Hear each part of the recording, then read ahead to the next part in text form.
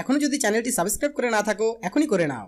সবার আগে আমাদের মজার মজার ভিডিও পেতে কাম শর্টসে ফেসবুক পেজে অ্যাক্টিভ থাকো।